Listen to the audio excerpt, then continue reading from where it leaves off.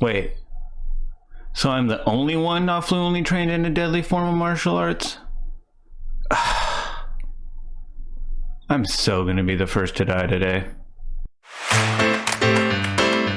Hello and welcome to my movie shelf. Today, let's talk about The Raid Redemption. This was directed by Gareth Evans, who hadn't really done anything notable before this, and according to Google search, it came out on March 23rd of 2012. It stars a whole bunch of names I will attempt to pronounce and promptly butcher, such as Iko Uwais, Joe Taslim, Yaya Ruhan, Donnie Olamzia, Ray Satepi, and Ananda George. The spoiler-free plot goes, a rookie group of SWAT police officers are given the difficult task of clearing out a building that's completely owned and operated by a local criminal organization. The officers must fight their way to the top floor in an attempt to get to the main boss.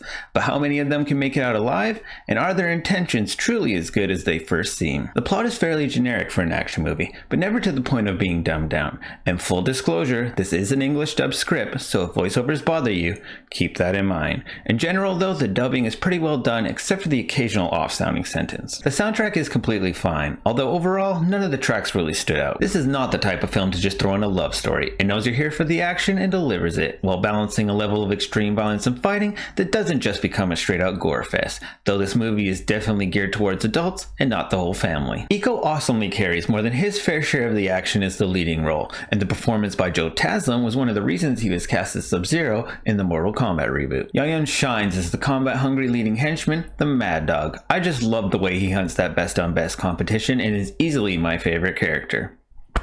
Respect. I did find the big boss to be a little generic and one of the least interesting characters, although no fault to the actor. At times, the atmosphere kind of reminds me of the old PS2 era game by Rockstar called Manhunt.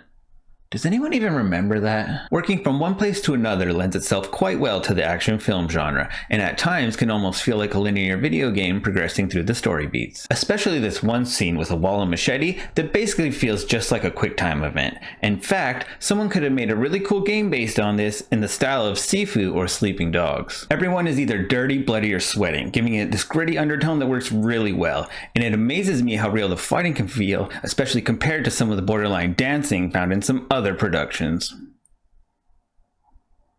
Some of the camera shots and scene framing are unusually well done for a lower budget flick, proving that you don't need $100 million to make high quality action. And honestly, I'm kind of surprised they didn't turn this into a terrible American remake yet. Or maybe they didn't, I just don't know about it.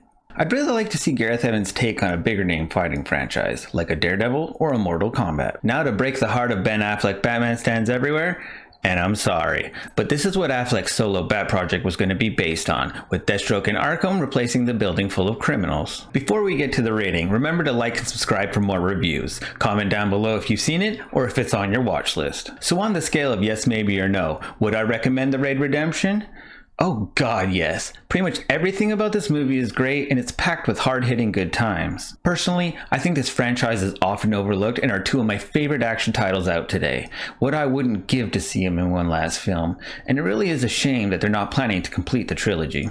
There's a trailer linked in the description, so watch it and decide for yourself, since no one knows what you like better than you. Anyways, thanks for watching and be well.